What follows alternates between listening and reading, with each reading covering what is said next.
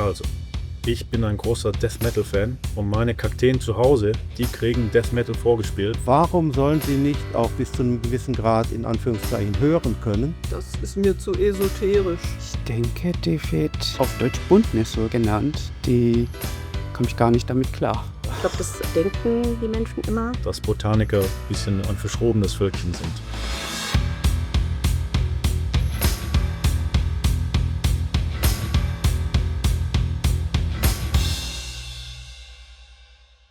Hallo, mein Name ist Barbara Ditsch und ich bin die wissenschaftliche Leiterin hier im Botanischen Garten der TU Dresden. Mein Name ist Christoph Neinhös, ich bin Direktor des Botanischen Gartens, wo wir uns hier gerade auch aufhalten, und gleichzeitig Professor für Botanik an der TU Dresden. Ja, hallo, ich bin der Felix Merklinger und ich bin Botaniker. Hallo, ich bin Sarah Wagner und ich arbeite an der Professur für Botanik. Ja, hallo, ich bin Lena und ich arbeite als wissenschaftliche Mitarbeiterin an der Professur für Botanik. Hallo, ich bin Pedram Jalali und ich bin Doktorand im Fach Botanik.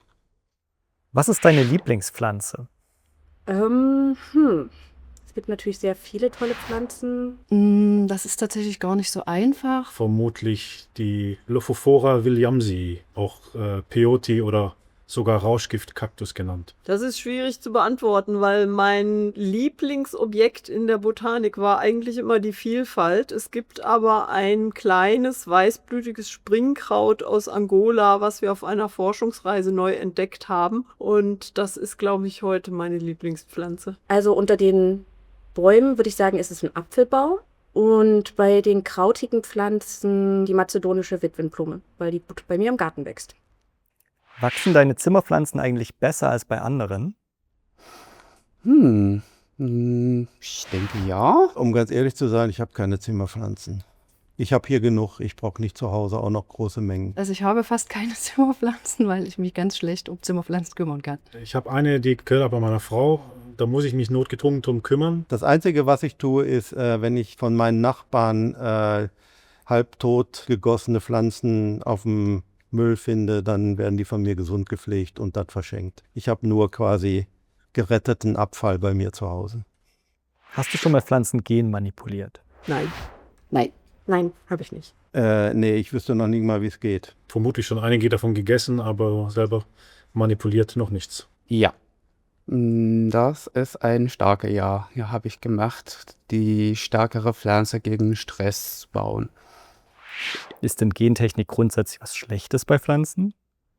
Ich denke nicht. Ich bin der Meinung, das ist eine Abkürzung, so sicher bessere Pflanzen zu herstellen. Gentechnik an sich ist eine Methode. Und eine Methode kann ich wie viele andere Dinge im Positiven und im Negativen verwenden. Kommt auf die Perspektive drauf an. Also ich bin grundsätzlich nicht auf gentechnisch modifizierte Pflanzen angewiesen, aber die Leute, die vielleicht Hunger leiden, die sind da vielleicht anderer Meinung. Ja, also ich glaube, man macht sich dazu einfach, wenn man einfach nur dagegen oder dafür ist. Also ich habe zum Beispiel kein Problem damit, wenn eine Pflanze ein Gen eingesetzt bekommt, weil das ist etwas, was auch in der Natur ständig passiert. Das wird durch Viren, durch Insekten tagtäglich überall gemacht. Ich habe ein Problem damit, wenn es darum geht, aufgrund von Genmanipulation nur Geld zu verdienen. Kennst du eigentlich wirklich jede Pflanze mit lateinischem Namen? Nee, das kann ich ganz sicher nicht. Ach nee, furchtbar, diese Frage kommt immer. Nein, natürlich nicht. Also das ist ein bisschen unmöglich, wenn man sagt, dass mehr als 250.000 Arten von Pflanzen mit lateinischem Namen nennen kann. Also in meinen allerbesten Zeiten, als ich viel im Feld war und auch viel bestimmt habe, würde ich schätzen, eine Größenordnung 5.000 bis 10.000. Aber davon bin ich weit entfernt. Also ich würde heute, wenn ich Glück habe, vielleicht noch so auf 500 kommen. Ich kenne wahrscheinlich sehr viele mit lateinischen Namen, aber bei weitem nicht jede. Also wir rechnen ja bei weit über 200.000 Pflanzen. Und das übersteigt selbst mein Gehirn. Gibt es eigentlich auch Pflanzen, die du gar nicht leiden kannst? Nee, gibt's nicht. Also ich wüsste nicht, warum ich eine Pflanze nicht leiden können sollte. Nee, eigentlich nicht. Also wenn man jetzt einen Garten hat, dann mag ich alles nicht, was so sehr stachelig ist. Ich denke, die wird auf Deutsch Buntnisse genannt. Die komme ich gar nicht damit klar. Geum urbanum. Das ist eine Nelkenwurz hier aus der heimischen Flora und die macht Klettfrüchte, so ein ganz kleines Nüsschen, vielleicht 2 Millimeter groß. Und das Zeug verklettet sich immer im Fell von Tieren und unsere Katzen schleppen das massenhaft in den Garten und da wird dann aus diesen ganzen kleinen Nüsschen ganz viel Unkraut. Und das ist eine Pflanze, die brauche ich nicht. Wie problematisch sind invasive Pflanzenarten? Das kommt auf den Kontext an. Es gibt Pflanzen, die wirklich zu einem Problem werden können. Also wenn man im Frühjahr zum Beispiel in Sizilien war, so im Februar, März, der wird sehen, dass Sizilien leuchtend gelb blüht und alle finden das toll. Aber das ist tatsächlich eine invasive Art aus Südafrika, die die gesamte Insel besiedelt hat und auch zu einem Problem werden kann. Also invasive Pflanzen machen natürlich Probleme an den Stellen, wo sie Nischen besetzen von Pflanzen, die dort gern wachsen würden, aber dann eben da keinen Platz mehr haben. Man denkt an den japanischen Knöterich hier in Europa.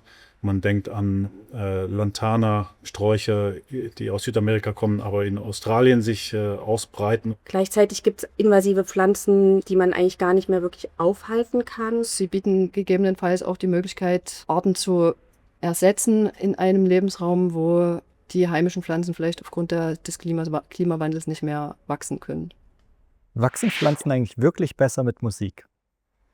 Also, ich bin ein großer Death-Metal-Fan und meine Kakteen zu Hause, die kriegen Death-Metal vorgespielt. Das ist eine Glaubensfrage. Das ist mir zu esoterisch. Da kann ich nicht viel dazu sagen. Ich habe es nie ausprobiert. Das ist schwierig zu sagen. Also, da gibt Forschung, das unterstützt es. Ich würde so weit gehen zu sagen, dass wir im Moment nicht wirklich sagen können, was Pflanzen wahrnehmen, welche Form der Rezeptoren sie haben, um bestimmte Umgebungsreize wahrzunehmen. Wir wissen, dass sie das mit Licht können, wir wissen, dass sie das mit Temperatur können, mit mechanischen Reizen, auch Duft. Pflanzen können riechen. Warum sollen sie nicht auch bis zu einem gewissen Grad in Anführungszeichen hören können? Ich würde es nicht ausschließen wollen, ich sehe im Moment aber den Beweis dafür noch nicht erbracht.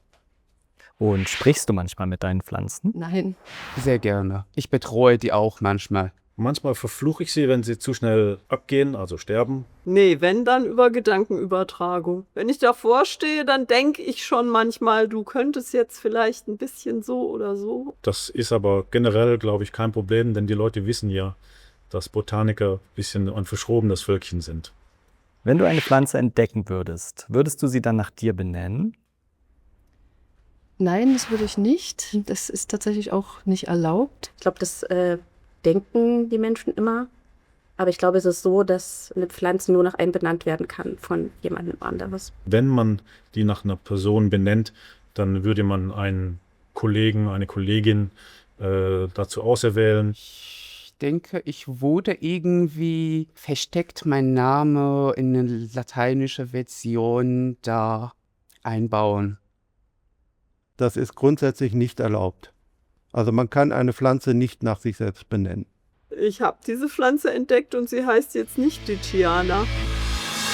Genau wie bei euren Zimmerpflanzen ist auch das Ende dieser Sitzgelegenheit nun langsam absehbar. Wenn ihr das noch ein bisschen herauszögern wollt, dann findet ihr hier auf unserem Kanal noch weitere Videos. Oben die letzte Folge der Sitzgelegenheit mit SportkursleiterInnen und darunter ein Video zum Bienensterben, die allererste gute Frage auf diesem Kanal.